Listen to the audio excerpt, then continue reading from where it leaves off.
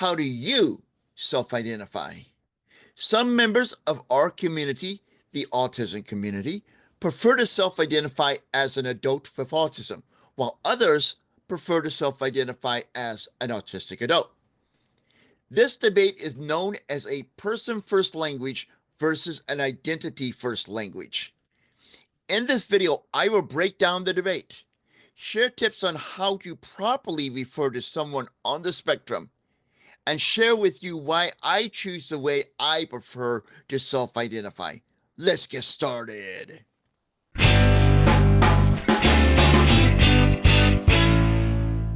Hey, Define Yourselfers, I am Chris Mitchell from theconfidentautistic.com. If you're new to my channel, welcome. I know there's hundreds, thousands, tens of thousands, hundreds of thousands, millions, billions, maybe even trillions of videos on YouTube that you could have chose to watch at this moment, but you chose mine, and I truly appreciate that. That means so much to me. I'm an autistic adult, late diagnosed, a multi-certified life coach, an advocate for autistic adults, and a digital creator empowering other autistic adults and the entire world to embrace autism confidently. If this resonates with you, please consider supporting our channel. You can show your support by liking, sharing, and commenting on this video. But the best way for you to show your support is by subscribing to this channel.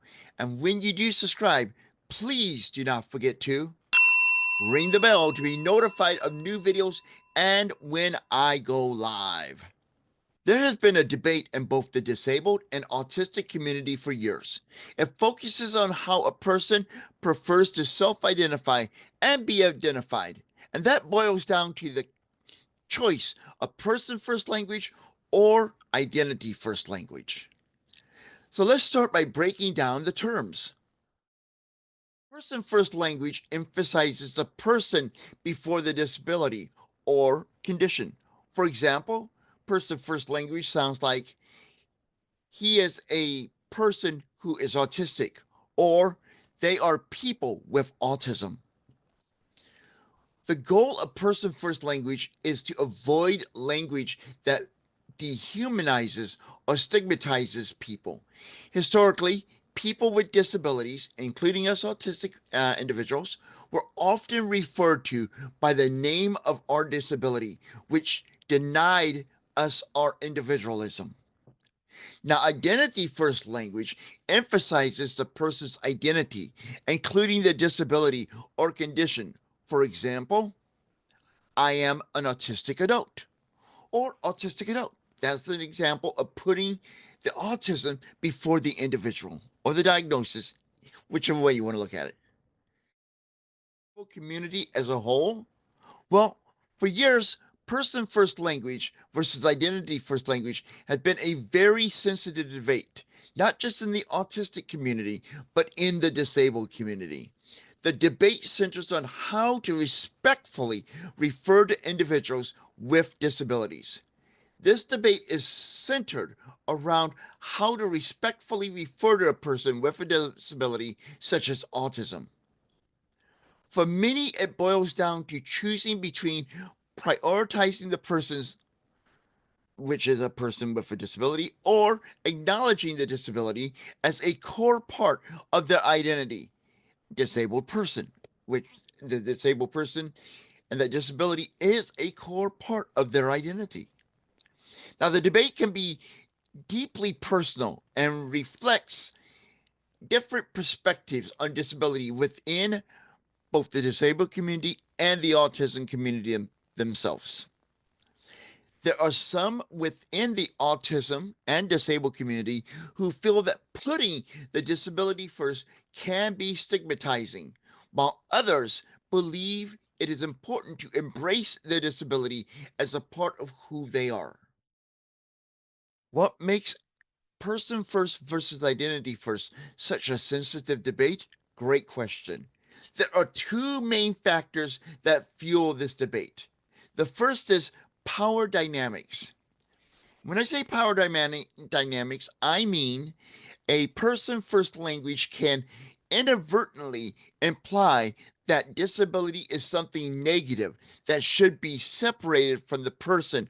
And identity first language can empower that individual to embrace their disability. What this means is this: if you put the person first, some people will interpret that, and some people believe that you're saying, I'm kind of ashamed of my disability. I'm not proud of it. That's one way of looking at it. Another way that some people will look at it would say, I'm putting the person first because I want people to see me and my abilities and what I can do before they see my disability or are informed of my disability. While identity first language is putting the disability first, like an autistic adult. And this does, in many people's opinion, give them that power to own it, to embrace it, to be proud of it, and they're showing pride in it. Whereas people in this camp will believe by putting the person first, you're kind of ashamed of your disability, and you're letting society tell you that being disabled or being autistic is wrong, is a negative. And those who do identity first, many of them believe that the the putting the disability first is a form of disability pride. Now, the second contributing factor that fuels this debate and influences how a person will identify, whether it be person first or identity first language, is community preference. Community preference is an important factor. While some sections of the disabled community may prefer person first over identity first language, as different disability groups have varying views on which language is most respectful, preference the preference by whatever community you are in often will influence how an individual prefers to self-identify. Basically, this means if your particular disability, I know this mainly for the autism community, but let's just talk about any disability. It could be autism, it could be a learning disability, it could be a speech impediment, it could be a spinal cord injury, visually impaired, does not matter. If that section of the disabled community, if you're a member of that, they may prefer person first language over identity first, or vice versa. So within the disabled community, we have sub communities, at least that's how I describe them: autism, ADHD, Tourette's, all these subsections. Any disability is its own group within the disabled community, and some groups prefer one over the other. And whatever your group is or your tribe prefers does influence your decision or the person who is disabled's decision on how they prefer to self-identify, whether that be person first language or identity first language. Now, in the autism community, identity first language is generally preferred over person first language, as many view autism as a core part of their identity and prefer to be referred to as autistic rather than a person with autism. Now, there are two factors why many of in our community, that be the autism community, may choose identity first language over person first language. And the first is self advocacy. Many self advocates within the autism community actively promote identity first language as they see it as a way to reclaim their identity and reduce stigma. Now, the second factor that supports identity first language in the autism community is the neurodiversity movement. The neurodivergent movement emphasizes that autism is a natural variation in the human brain instead of a deficit. This belief further supports the use of identity first language. Using the wrong language can be perceived as dismissive or disrespectful, highlighting the need to be sensitive and mindful when discussing someone's disability is important. Although there is no clear consensus within either the disabled community or the autism community, many would agree that both person first and identity first language are equally appropriate. In most formal writing, person first language is used more often than identity first language. However, many people within the disabled and autism community, particularly younger people, are choosing to use identity first language over person first language. How a person chooses to self identify is a personal choice, and no one should correct or admonish them if they choose one over the other. So if you prefer identity first language and you meet someone who prefers person first language, respect their right to that. You want them to respect your right to choose identity first, you must respect their right. And remember, I said this in other videos, and this is something I say all the time. Respect does not mean you have to like that opinion. You just have to respect that person has that right to that opinion. Knowing how a person self-identifies can be tricky, but there are a few strategies you can use to determine if a person prefers person first language or identity first language, and which one is appropriate to use around them or especially about that person. So when you're in doubt, you can determine if someone prefers person first language or identity first language by either listening to how they refer to themselves or others in the disabled community, reading their bios on social media, or by respectfully asking them which they prefer.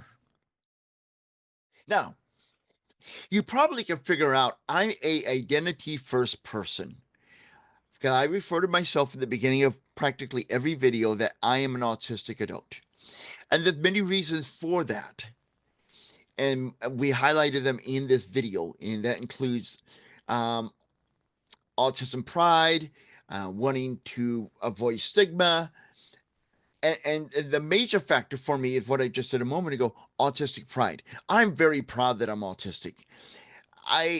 When I first started self-identifying or suspecting, then self-identifying, then I had my suspicions confirmed by a psychologist. That to me made sense, made my entire life make sense to me. And I'm proud of it. It's an intricate part of me. Like I said in this video, some who prefer identity first, like myself, see autism as a core part of who we are. And it's a core part of me. I'm very, very proud of who I am. I'm very proud of my autism. It makes me unique. It helps me see the world different. Yes, it can be frustrating at times, but it is the piece that makes my entire life make sense to me. Now, if you are a person who prefers person first language, I will respect that. All you have to do is let me know, and I would be very respectful of that. There's no judgment here. I personally prefer identity first, but I know there are people who are listening, who are fans of this YouTube channel, who are subscribers, who prefer person first, and that's cool. This is the no judgment zone.